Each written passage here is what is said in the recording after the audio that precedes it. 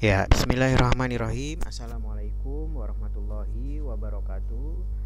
Gimana kabar kalian semua? Mudah-mudahan kalian dan juga keluarga selalu dalam keadaan sehat walafiat ya nak ya. Oh ya, jangan lupa juga untuk tetap menjaga protokol kesehatan, patuhi protokol kesehatan ya, memakai masker, menjaga jarak dan juga mencuci tangan ya. Cukup di rumah aja ya nak ya.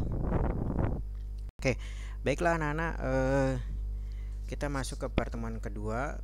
Alhamdulillah kemarin kita sudah melalui semester 1 dengan baik ya. Mudah-mudahan di semester genap ini, di semester kedua ini bisa lebih baik lagi ya nak ya. Banyak kesalahan-kesalahan, silahkan diperbaiki, jangan mengulang kesalahan yang sama. Karena ini semester yang paling menentukan buat kalian ya nak ya. Kemudian juga yang kemarin sudah rajin mohon dipertahankan, syukur-syukur diperbaiki, ditingkatkan ya nak ya. Oke, baiklah anak-anak, kemarin kita kelas 11 semester pertama kita sudah bahas tentang kelompok sosial, kemudian juga kita bahas tentang masalah sosial, kemudian juga kita sekilas bahas tentang partikularisme ya. Nah, pembahasan di sini kita akan lebih spesifik mengenai perbedaan, kesetaraan dan juga harmoni sosial ya. Kemarin sempat kita bahas juga tentang kesetaraan. Pembahasan ini lebih spesifik lagi. Oke, baiklah anak-anak, Bapak ingatkan jangan lupa untuk tadarus, kemudian juga mengerjakan sholat sunnah duha, dan juga absensi pada masing-masing pelajaran ya nak ya. Oke, baiklah anak-anak, sebelum kita mulai semua, semoga pelajaran kita hari ini diberikan kemudahan, keberkahan. Mari sama-sama kita awali dengan baca basmalah. Bismillahirrahmanirrahim. Bapak juga ingin mengucapkan terima kasih bagi kalian yang sudah mengikuti PJJ Sosiologi selama ini dengan baik ya.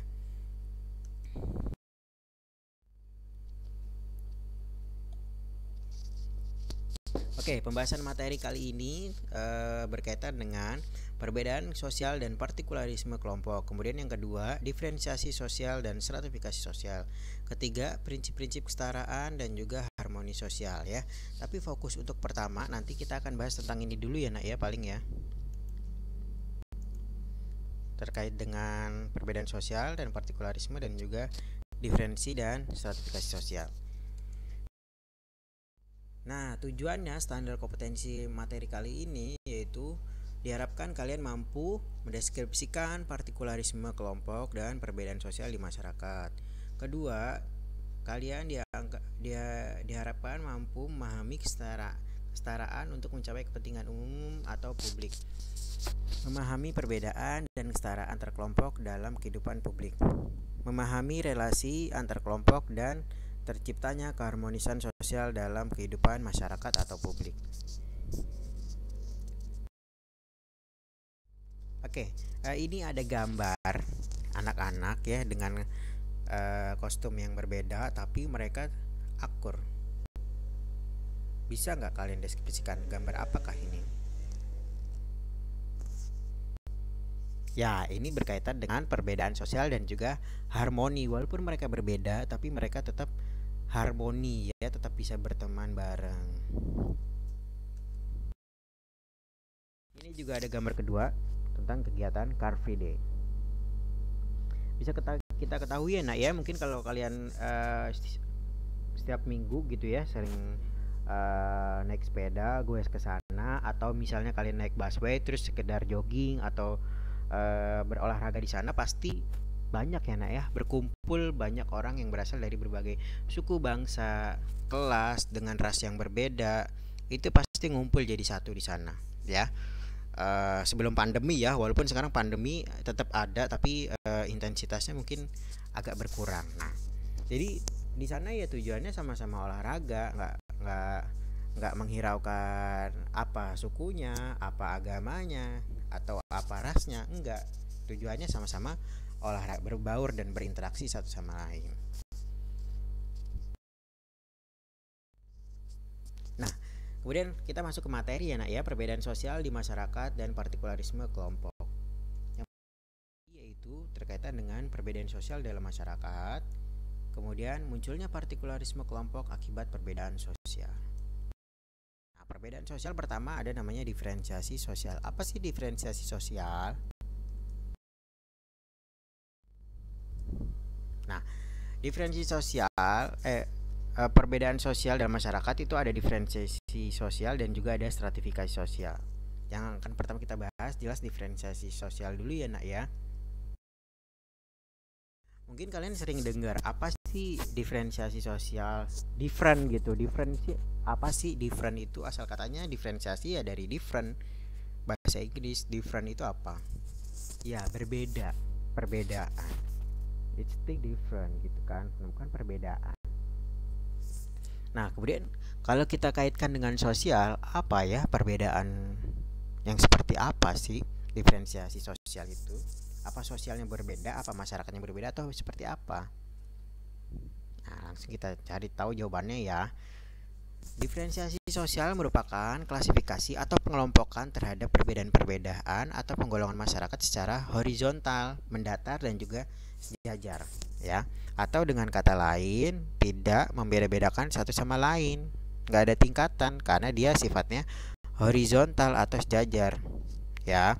Penggolongan masyarakatnya misalnya dari suku A, suku B, atau langsung sebut aja suku Jawa, suku Minang, kemudian suku Sasak, ya, kemudian suku Asmat, ini sama nak, nggak ada tingkatan yang lebih tinggi, semuanya sederajat. Nah, itu namanya penggolongan atau perbedaan sosial yang tidak menunjukkan adanya tingkatan atau secara sejajar, namanya diferensiasi sosial, ya. Itu ya, perbedaan tanpa mementingkan adanya tingkatan, atau perbedaan tanpa ada tingkatan itu juga boleh, ya. Oke, itu bisa dipahami ya nah, diferensiasi ya udah tergambar ya bentuk. Nah, ragam diferensiasi sosial apa nak? Tadi yang sudah dicontohkan adalah suku. Kira-kira selain suku apa lagi ya nak ya? Yang berbeda tapi tidak menunjukkan adanya tingkatan, tetap sama sederajat gitu ya. Apa kira-kira? Ya. Iya. Nah, ini ya nak ya. Ada agama, ras, kemudian juga jenis kelamin atau gender dan juga mata pencarian. Nah, perbedaan-perbedaan ini walaupun kontras perbedaannya apalagi di Indonesia itu tidak menunjukkan adanya tingkatan. Nah, itu namanya diferensiasi sosial dalam sosiologi namanya ya. Misalnya ras, ada ras apa aja nak yang kalian tahu?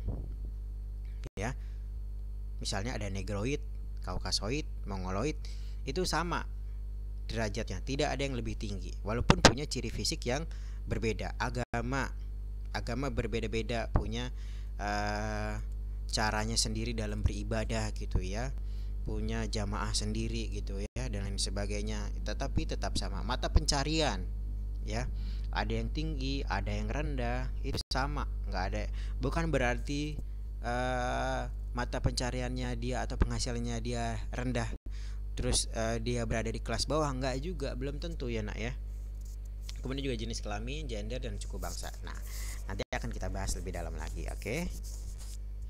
Tapi sudah tergambar ya nak ya, kalau suku bangsa jelas ya nak ya tadi ya. Pertama ada diferensiasi ras. Nah, ini ada gambar anak-anak yang punya ciri fisik yang berbeda ya, tapi mereka tetap bisa main bareng ya kan, senyum bareng bersama gitu ya. Nah, ras itu adalah pengelompokan manusia berdasarkan ciri fisik. Nah, perlu diingat ciri fisik itu nggak cuma dari warna kulit aja ya nak ya, tapi juga bentuk mata, kemudian juga tinggi badan, kemudian juga bentuk rambut. Nah, itu dilihat semua, ciri fisik yang menempel pada kita itu namanya ras. Nah, di dunia ini banyak ras-ras ya nak ya. Di Asia sendiri itu ada 4. Di antaranya ada Mongoloid, Melayu, kemudian juga ada suku Dravida dari India, kemudian juga ada Kaukasoid. Kurang lebih ada 4 lah ya. Nah, coba kalian cari tahu lagi ya nak ya, suku-suku di dunia, mohon maaf, ras-ras yang ada di dunia itu ada apa aja sih? Silahkan kalian sebutkan ya. Kemudian, mengapa keberagaman ras dikategorikan sebagai diferensiasi sosial? Kenapa nak? Ya, jawabannya karena walaupun dia berbeda, mereka tetap bisa beriringan.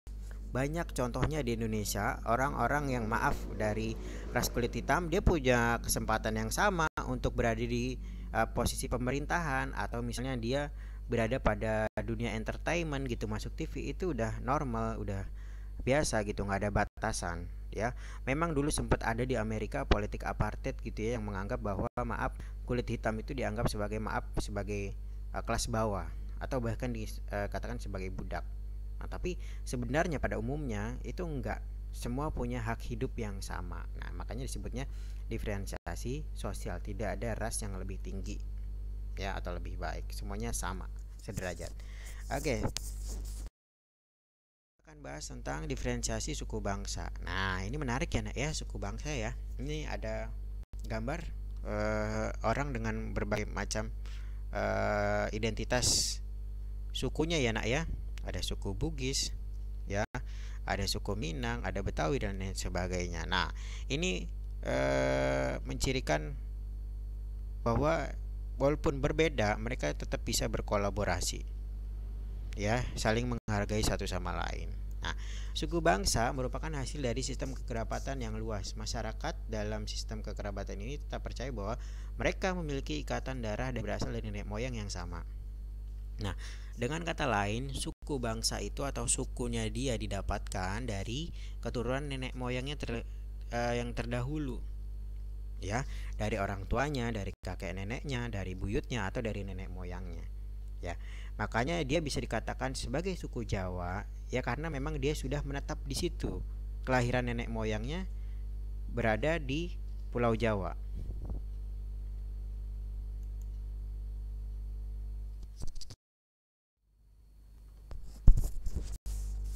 Ya, selanjutnya tadi kita udah bahas tentang diferensiasi suku bangsa ya. Walaupun berbeda-beda asal suku bangsanya, kita tetap berada pada tingkatan yang sama, sederajat ya nak ya. Jadi bukan berarti mayoritas suku Jawa terus dibandingkan suku yang ada di Dayak itu sedikit, terus Jawa itu tingkatannya lebih tinggi, ya enggak ya, tapi semuanya sejajar, punya keunikan dan kekhasan masing-masing. Selanjutnya diferensiasi jenis kelamin. Nah, jenis kelamin antara perempuan dan laki-laki atau gender itu bukan perbedaan yang signifikan ya nak ya. Tidak ada tingkatan laki-laki lebih tinggi dibandingkan perempuan. Oh, itu tidak ya. Tapi di sini diferensi pekerjaan walaupun maaf, walaupun diferensiasi jenis kelamin, walaupun jenis kelaminnya berbeda tapi kedudukannya setara ya. Mungkin kalau zaman dulu ya, mungkin pria itu lebih unggul karena bisa melakukan banyak hal pekerjaan yang signifikan, punya peranan penting, misalnya kayak pilot, bahkan presiden itu sudah dipastikan laki-laki ya. Tapi di era yang modern yang seperti sekarang ini dengan kemajuan teknologi dan informasinya, perempuan bisa memegang pekerjaan-pekerjaan yang dulunya dipegang oleh laki-laki. Begitu juga dengan laki-laki juga bisa mengerjakan pekerjaan yang dilakukan perempuan. Misalnya sekarang banyak perempuan yang sudah menjadi pilot, kemudian juga menjadi supir Transjakarta gitu ya. Laki-laki juga sudah banyak yang menjadi desainer yang tadinya dilakukan oleh perempuan, kemudian juga banyak juga yang menjadi chef gitu ya, laki-laki menjadi chef gitu ya, jago masak tadinya kan perempuan gitu ya. Nah, itu udah lumrah ya, bahkan sekarang itu udah sulit dibedakan karena laki-laki bisa mengerjakan pekerjaan perempuan, perempuan juga bisa mengerjakan pekerjaan laki-laki. Nah, ini ya nak ya, terbuka apalagi sekarang ada juga yang perempuan itu sudah merambah ke dunia politik ya, diterima di legislatif bahkan di eksekutif.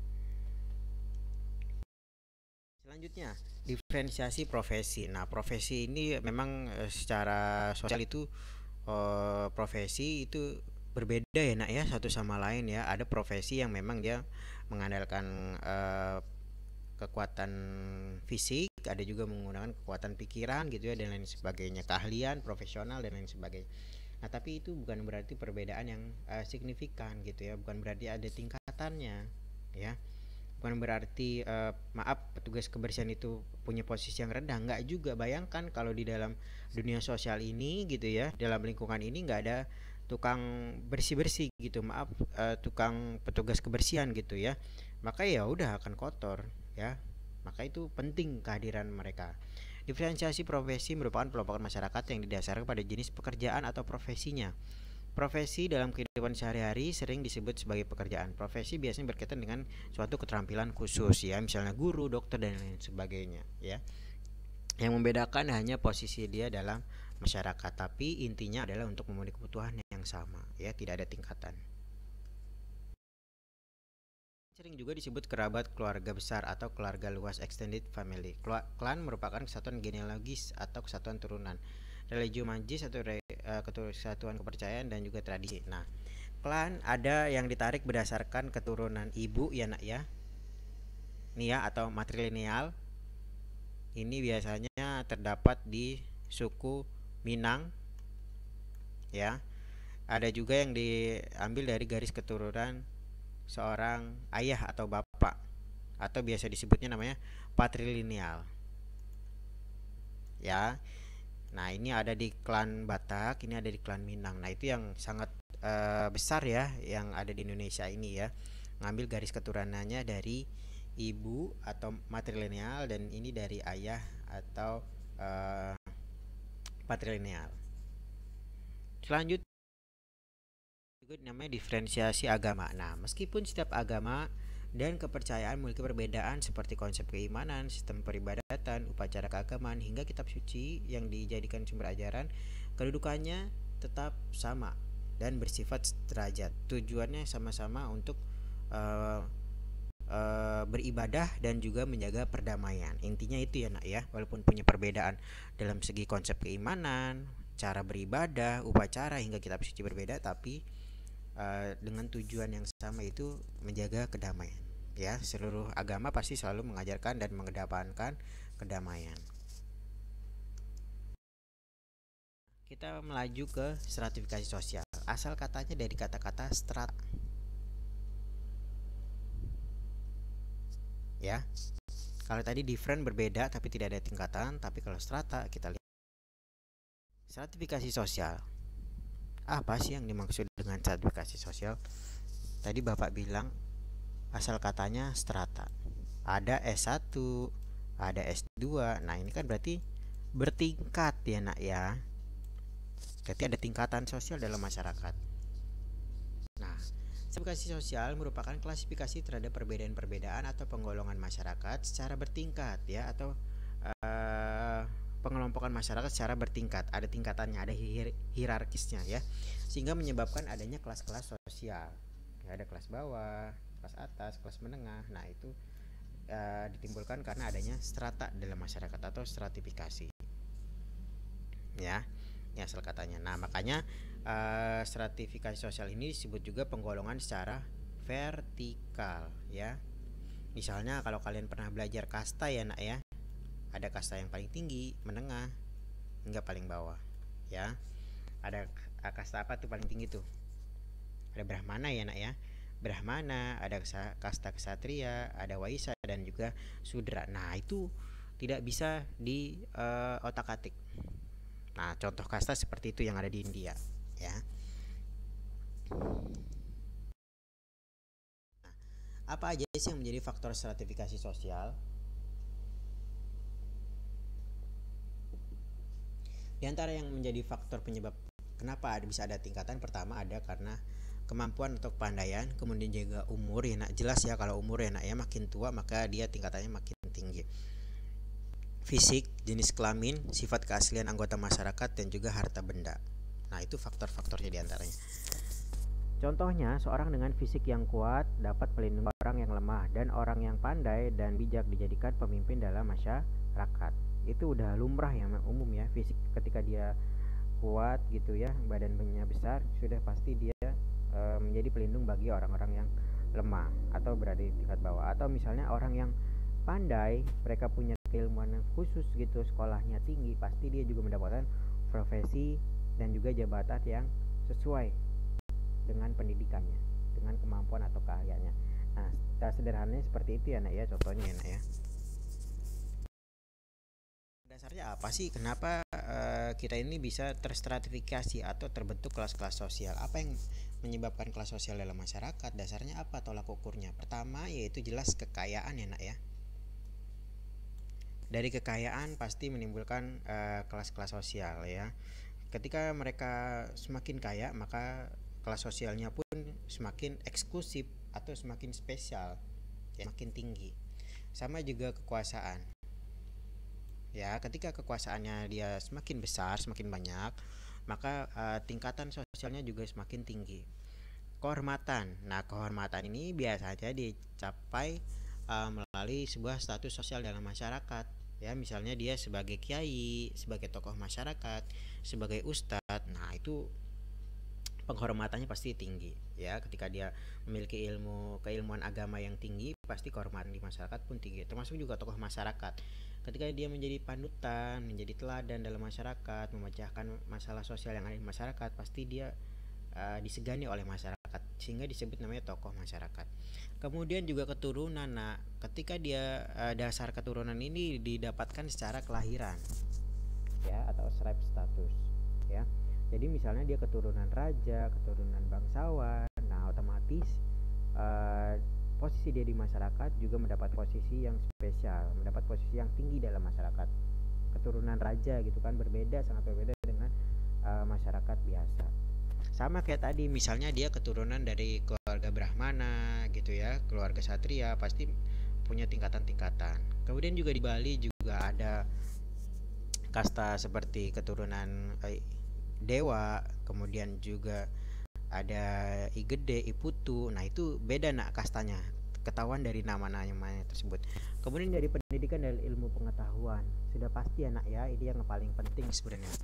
Dari pendidikan ini kamu bisa mendapatkan status sosial yang lebih tinggi, ya, bisa punya kehormatan, bisa punya kekuasaan, kekayaan. Tapi ketika kamu punya kekayaan atau kekuasaan, belum tentu punya pendidikan. Tapi dengan adanya pendidikan, ya, insya Allah ini menjadi jembatan untuk menjadi kaya, menjadi sukses, untuk punya kekuasaan, punya jabatan gitu ya, atau juga punya kehormatan dalam masyarakat seperti tadi, misalnya dari pondok pesantren jadi ustadz di masyarakat. Nah, itu status sosialnya bisa naik.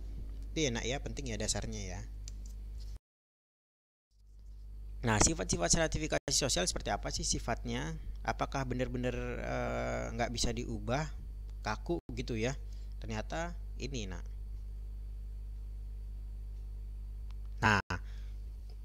sertifikasi sosial itu bisa terbuka, open it social stratification, ya, memberikan kesempatan anggota masyarakat untuk berpindah lapisan sosial, naik atau turun.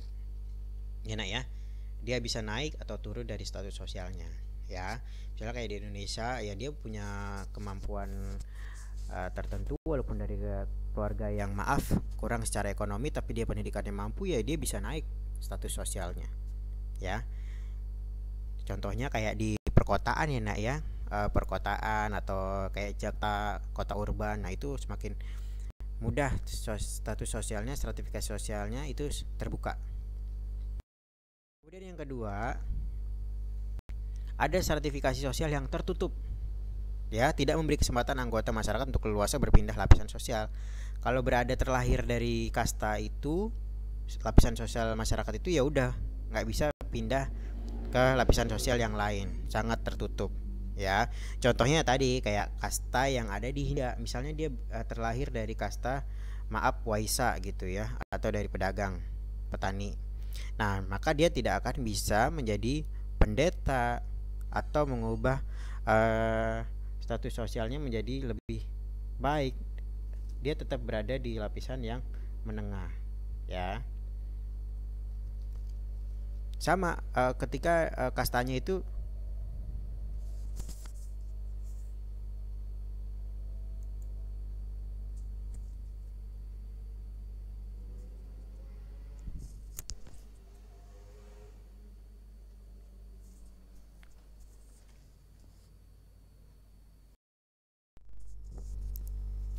ya. Kemudian ada juga, selain sifat sertifikasi sosial itu terbuka dan tertutup, ternyata ada juga sifat stratifikasi sosial campuran. Di satu sisi dia terbuka, ya, di satu sisi lain dia juga tertutup, yaitu membatasi perpindahan lapisan pada bidang tertentu, namun membiarkan terjadi perpindahan lapisan pada bidang yang lain, ya.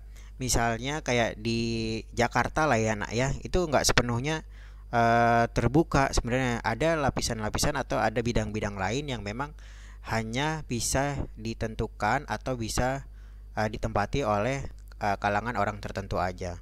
Contohnya lagi misalnya di Bali ya nak ya, di Bali banyak orang yang apa ya, menerapkan sistem catur warna atau kasta dalam Bali itu disebutnya catur warna ya nak ya. Nah, sebagian besar masih banyak juga yang menerapkan catur warna, tapi sebagian lain juga ada yang bisa berpindah menentukan nasib dan juga status sosialnya sendiri ya. Fungsi stratifikasi sosial diantaranya itu distribusi hak-hak istimewa yang objektif. Jadi sesuai dengan tingkatannya ya. Jadi kalau emang dia punya pendidikan yang tinggi ya dia punya status yang sesuai gitu ya nak ya. Jadi apa ya kerja kerasnya dia dalam berpendidikan ya dia dapat posisi jabatan dan juga gaji yang sesuai. Kemudian menjadi sistem pertanggaan pada strata yang berhubungan dengan kewibawaan dan penghargaan, jelas ya nak ya, atas, menengah, dan bawah. Kemudian juga kriteria sistem pertentangan dan persaingan. Jadi dengan adanya persaingan ini bisa jadi semakin memotivasi ya nak ya. Kemudian juga penentu lambang-lambang atau simbol status dalam kedudukan ya. Misalnya kayak pangkat dalam TNI, ABRI, TNI ya nak ya, atau kepolisian itu ada simbol statusnya seperti bintang 5, bintang 3 dan lain sebagainya. Itu adalah simbol atau lambang-lambang kedudukan sosial. Kedudukan dalam masyarakat atau dalam tingkatannya dia, dalam pekerjaannya dia. Ada simbol-simbol status tertentu. Kemudian pengaruh stratifikasi sosial. Konsekuensi stratifikasi sosial diantaranya pertama dari pakaian. Nah, dari adanya stratifikasi sosial ini maka akan memunculkan berbagai macam mode pakaian. Pakaian yang high class, yang branded akan bermunculan. Kemudian juga tipe-tipe rumah dan perabot-perabot yang mahal. Kemudian juga bahasa dan gaya bicara itu orang pasti apa ya, terlihat muncul dari sini. Kemudian juga makanan-makanannya berpengaruh juga nak, serata-serata kelas atas karena bergabung dengan golongan atas, makanannya juga sangat berbeda dengan orang-orang yang berada pada golongan bawah. Kemudian juga adanya gelar, terus juga pangkat jabatan, kemudian juga gelar tadi ya nak ya, misalnya S1, S2, pangkat tadi bintang 3, bintang 5 dan lain sebagainya. Kemudian juga ada hobi-hobi yang khusus gitu ya, hobi-hobi yang hanya bisa dikerjakan oleh orang-orang tertentu yang mahal gitu, misalnya golf, berkuda dan lain sebagainya. Hobi-hobi yang muncul baru gitu, terutama kayak sekarang gitu ya, muncul hobi tanaman, tapi tanamannya nggak biasa, yang mahal gitu. Nah itu pengaruh stratifikasi sosial terhadap masyarakat. Oke, kemudian terakhir sebelum Bapak tutup ini ada penugasan mandiri. Kalian silakan buat ringkasan materi ini. Kemudian yang kedua jawab soal yang terdapat pada slide. Kemudian yang ketiga, apa itu partikularisme? Berikan dua contoh partikularisme yang ada di Indonesia. Silahkan diketik di Microsoft Word. Kemudian dokumennya silahkan dikirimkan ke e-learning ya nak ya.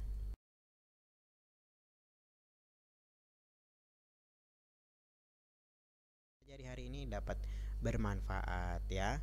Sekali lagi Bapak berpesan terakhir kalinya sebelum Bapak tutup ya, tolong tetap mematuhi protokol kesehatan, memakai masker, mencuci tangan dan juga menjaga jarak.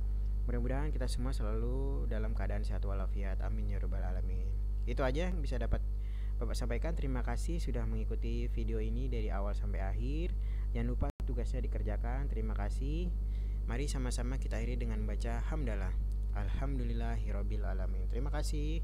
Kurang lebihnya mohon maaf. Wassalamualaikum warahmatullahi wabarakatuh.